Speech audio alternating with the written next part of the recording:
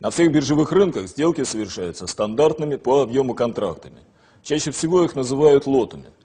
По мере развития рынков размер лотов постепенно уменьшается, но даже работа с крупными лотами совершенно доступна всем желающим через систему маржевой торговли, которую предоставляет своим клиентам компания Альпари. Возьмем для примера средний размер лота, равный 10 тысячам долларов. Один лот равен 10 тысячам долларов. Чтобы оперировать такими деньгами, вы должны заключить договор с брокером, в данном случае с компанией Альпари, на обслуживание. На основании этого договора вам будет открыт специальный торговый счет, на который нужно внести минимально необходимую залоговую сумму. В данном случае залог ваш должен быть не менее 100 долларов. Говорят, что брокер предоставляет плечо или рычаг.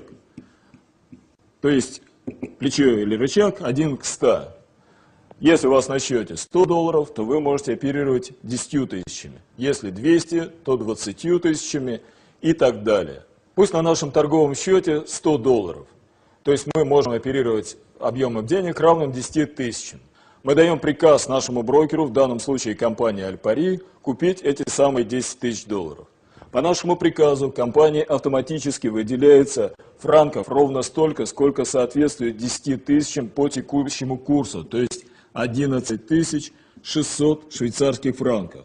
Поскольку мы уже дали приказ купить, то тут же автоматически по нашему приказу покупается 10 тысяч долларов. Вот на этом участке котировки франка растут, то есть растет доллар. Поэтому, когда мы вот в этот момент времени дадим приказ продать, то обратно мы получим уже не 11 600, а 11 700 швейцарских франков.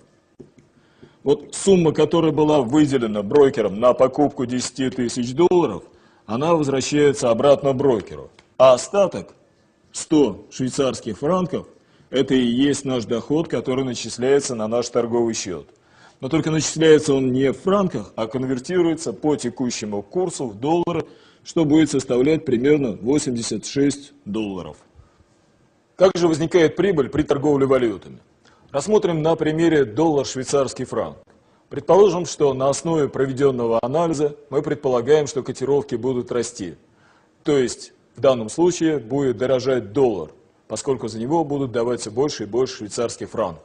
На Форексе все приказы отдаются по отношению к валюте, в которой выражен стандартный лот, то есть в нашем случае к долларам. Мы даем приказ нашему брокеру продать доллары, в данном случае за франки. Брокер выделяет, опять же автоматически выделяет нам 10 тысяч долларов и по нашему приказу продает их за франки.